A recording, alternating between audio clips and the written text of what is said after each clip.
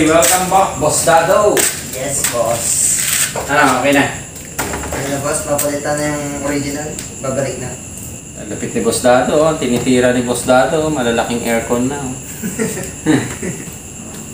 Ayos. So, okay na yun, mandar na na.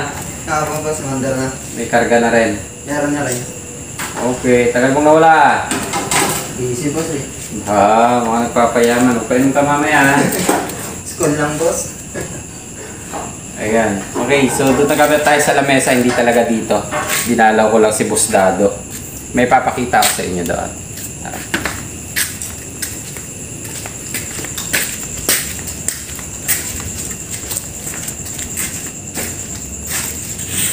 Ayan, okay, good day mga ka-technician. So yung ipapakita ko sa inyo, actually napakasimpleng board. Pero 5 tonner ito. Ito yung board na 5 tonner na single phase.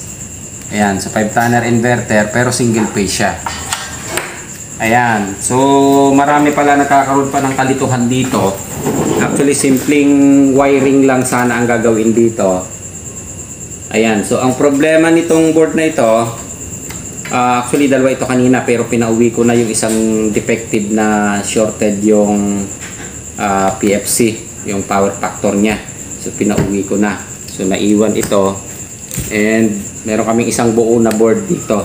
So ipapaliwanag lang natin. So ang issue talaga niya, kapag ini-on nila, bumabagsak ang breaker. Ayan. So nagsa-shut off ang breaker. So ang nakita namin na problema, shorted yung yung pinaka IPM module niya o IPM board. So magkakasama kasi dito yung power supply, yung PFC at saka yung IPM niya, magkakasama na siya dito sa isang board. Yung, so ganito siya. Kapag tiningnan natin, 5 tonner ito na single phase. Yung iba 5 tonner na 3 phase. Pero ipapakita natin kung bakit siya naging 3 phase at bakit siya naging single phase. And ano yung problema nung unit. Ayan. Okay. So, simple. Teka, i-drawing natin. So, yung naging problema nila kanina na na-check ko, actually, hindi ko lang na-i-video. Gabi na sila dumating dito. Ang naging problema ng isa na yun is yung PFC shorted na. Pero itong board na ito, ganun din. Pinaiwan ko lang siya. Pero ganun din ang sistema. Bumabagsak daw ang breaker. Ayan, nag-off, nagka-cut off ang breaker kapag ini-on ang aircon. Okay, so mapapansin nyo yung diode. Yun. Ito yung diode. So ito yung line ng AC. So paglabas niyan dito, ito yung magiging DC. So makikita nyo naging single phase na. Pero 3 phase ang diode niya. Conversion to 3 phase. So ayan. So yung 3 phase pala, pwede nating gamitin na single phase. Yon, kahit 3 phase ang design niya, pwede nating gamitin sa single phase. Ayun. Okay. So ito may sira pa rin siya kasi shorted yung pinaka diode niya. Ito yung diode na to. Ayan. Okay. So ang shorted niya, positive, negative ito. Ito. Yan. So dapat pag na-reverse natin, mawawala yan. So meron pa rin siya. Pero yung secondary niya, wala naman siyang shorted. Yan. Yung primary, wala ding shorted. Yan. Okay, pero may shorted na diode. So ang laman diode dito sa loob, 6 na piraso. 2, 4, 6, tama, 6. Okay, so i-drawing lang natin para maintindihan natin ng maayos. Nasaan yung yun? Ang mahiwagang whiteboard natin. Okay. Hindi na nabura yung ano. So ang laman ng diode sa loob is 1, tama ba? Okay. 2, 3. Ayan, sundan nyo na lang ha. Para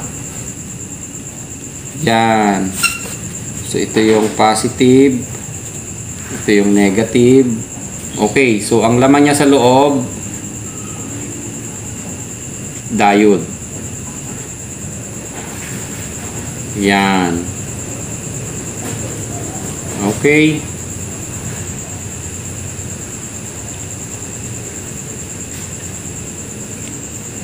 Yan, para hindi kayo malito kung paano i-check ha.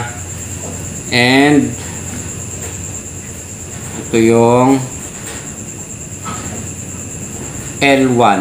Para na-explain ko na pala ito nung nakaraan dati, so sa mga nakaraang video natin.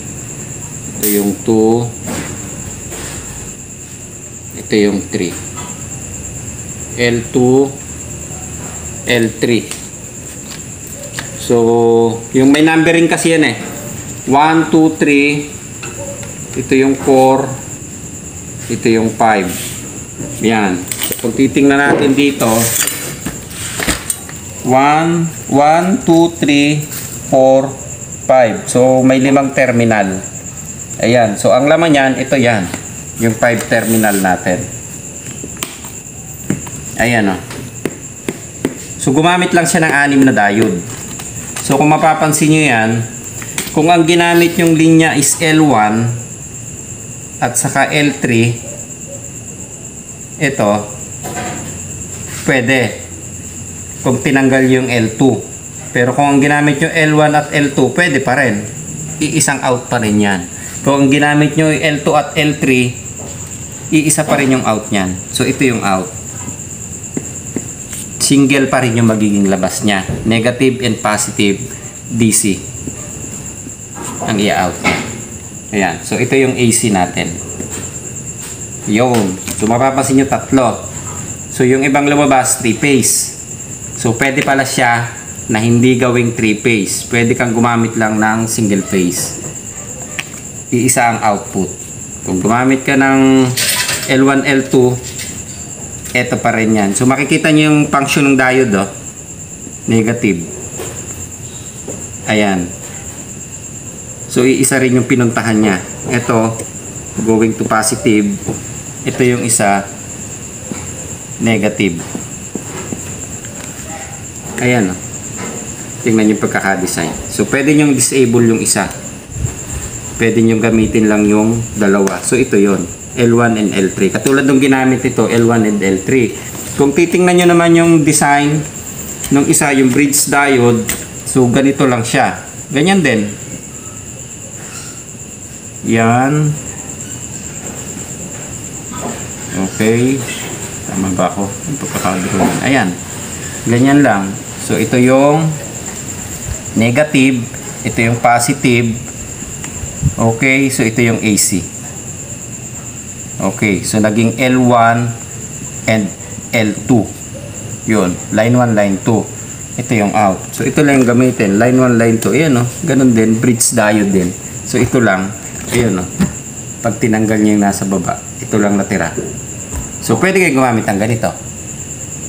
So, ang nakadesign kasi sa kanya, ganito. So, optional siya. Pwedeng 3-phase, pwedeng single phase. Ayan. Kung ang nakita niyong design is 3-phase at gagamit lang kayo ng single phase, pwede kang gumamit ng 2 line lang. Okay. Ayun. Maliwanag na. So, ito may shorted itong diode na ito. Tingnan nyo. So, yung L1 at saka ang L5 i-testerin natin. Lagay tester ko.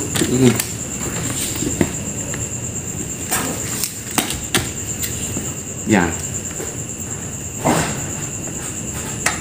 Ito yung L5. Ay, yung number 5. Ito yan. Ito yung number 1. So, yan o, pumalo, reverse natin. Ayun o, shorted. Nakikita naman ito na. Okay, yan. Reverse natin. Yun. Pero itong kabila, wala yan. Wala. So, dito, positive and negative, wala din. Ito, wala. So, ang shorted niya, ito. Yun o. Si L1 and si L5. So, alin ba si L1? Ito si L1. Ito si L5. Alin ang shorted na diode? Yun. Diba? L1, Ito yung test point natin eh, L1. Ito yung isang test point natin, L5. Ito yung dinaan ng diode. Oh. Yun. Papunta doon. So, dapat pag ni-reverse natin, wala. So, shorted yung isa. So, ang tendency, kung shorted ito, wala siyang i-out dito, isa-shutdown niya si breaker. Yan. So, magkakaroon kasi tayo ng kalituhan sa pag-check nito eh. Yan. So, para hindi kayo malito siguro, kung i-check nyo ito, i-diagram nyo muna. Simple lang namang i-drawing eh. Anim na diode. Yung pinakadulo ng arrow, positive. Yung likod, yun yung negative ng arrow. Ayan o. Tapos, kukunin nyo yung 1, 2, 3. So, yun yung L1, L2, L3. Okay. So, simpleng-simple lang. So, hindi na tayo magkakaroon ng kalituhan. So, dito pa lang, sa line na ito, sa drawing. Kung dito natin tinester yan, makikita na natin, dapat wala tayong makukuhang shorted. Pag ni-reverse, wala rin siya. Kasi ito yung connection niya. Eh. So, dito, magkakaroon siya ng resistance or papalo sa tester natin. Pag kinuha natin dito, pag ni-reverse, dapat hindi. Ayan, kung pumalo siya doon, pag reverse, hindi. So, katulad nito, yung ginagano ko, yung baba na out. Ito yan, oh. Diretso sa PFC to. Okay. Ayan. So, pag na-reverse natin, saka pa lang siya magkakaroon. Yung. Okay. So, ang nakuha natin, yung diode na ito. Para dun sa 6 na diode. Yun, oh. Pag na-reverse, wala. So, yung L1, L2, o L1 and L3, ito yan. So, dapat wala siya. Ito, wala din. Yun. Pero, mayroon tayong na-detect na shorted na isa. Yun. Si L1 and si L5. Ayun. Ni-reverse, shorted. Yun. Huli natin. Yun ang isa, shorted. Okay. So, madali lang unawain. Madali lang unawain. No? Ayan. So, ganun lang kasimple. Basta may na-check kayo na shorted, primary, kung meron ka lang na-detect na short, so, ibig sabihin, hindi mo pwedeng i-on ang breaker. Ito yung line ng AC eh. Ito yan eh, oh. Kung may na-detect ka rin dito na shorted, hindi mo rin pa siya pwedeng i-on. So, tanggalin nyo siya dito sa pagkaka-screw. Tingnan nyo kung nasan yung shorted. So, yung isa kanina, dito namin na-detect ang shorted. Ito yan eh. Diretso ng board, PFC. So, reverse natin. Wala naman siyang shorted. So, maaaring good pa ito. Kaya lang tinanggal na nila yung mga screw eh. Kaya pinababalik yung screw nito. So, maaaring ma-survive pa natin itong board na ito. Yun. So, yung isa lang ang pinauwi ko kasi shorted na talaga yung PFC niya. Ayun. Okay, yan. Pakita natin yung isang buo na spare.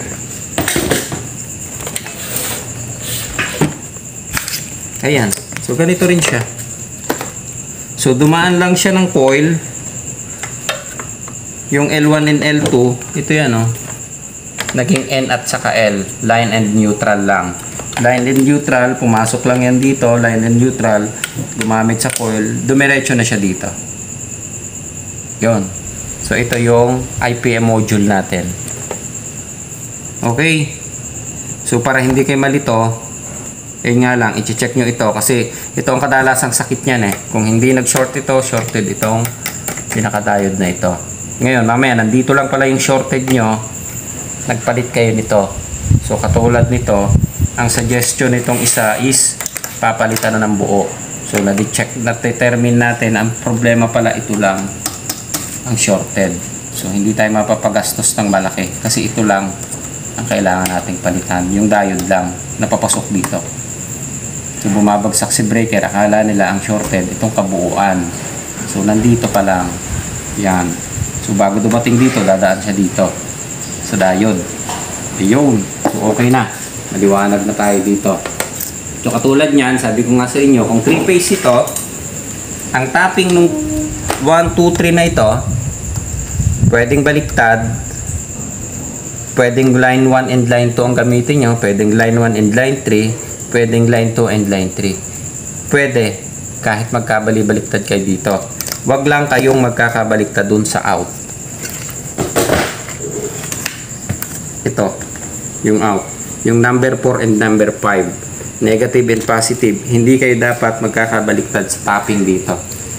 Pag binalik niya. Pag nagkabaliktad kayo, goodbye si board. Yun.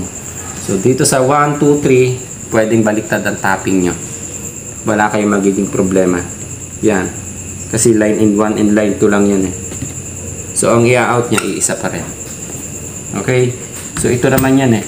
Bagay, hindi naman nga malilito dahil may...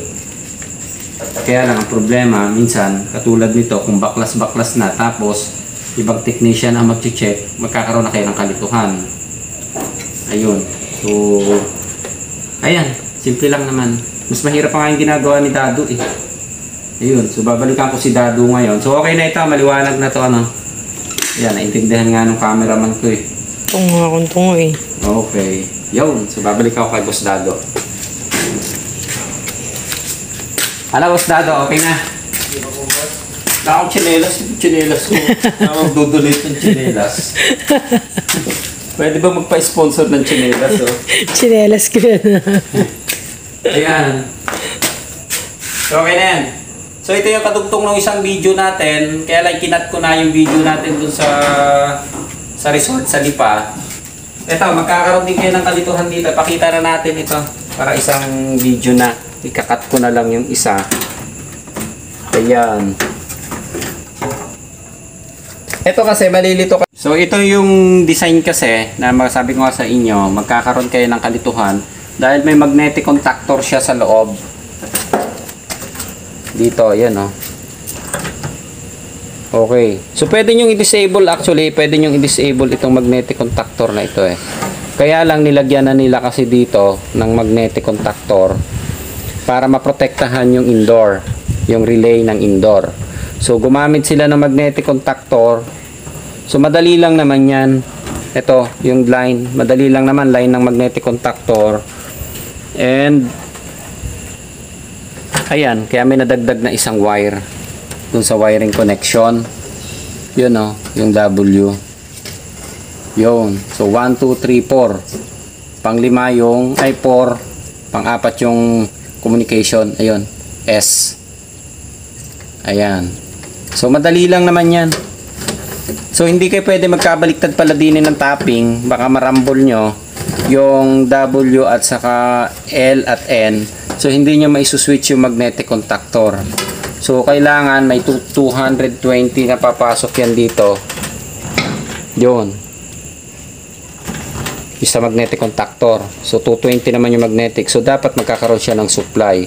Kung hindi mag-switch yun, pwede nyo siyang i-rumble din eh. Pagbaliktarin nyo lang. Yung tapping. Ito. Yung kulay itim to eh.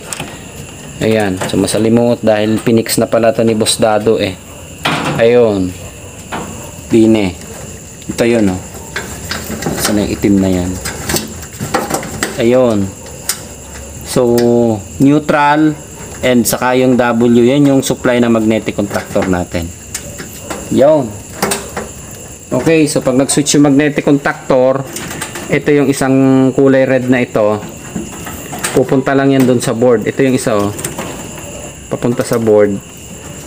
Yung isa naman galing dito sa line. Yun. Neutral and line. So ito yung papasok doon. Yan. So ito yung kabitan ng breaker. Ito kung isang line dumaan lang ng magnetic contactor. Ginamitan ng magnetic contactor. Okay, so magsuswitch yung magnetic contactor natin, yung W, manggagaling ang supply niya dito sa indoor.